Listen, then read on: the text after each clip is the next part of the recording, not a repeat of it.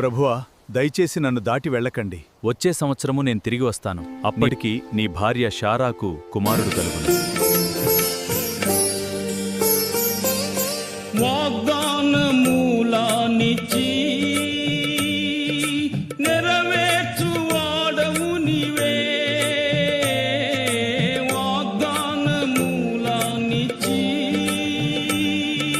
నెరవేర్చువాడవు నీవే. నమ్మకమైన దేవా, నన్ను కాపాడువాడవు నీవే.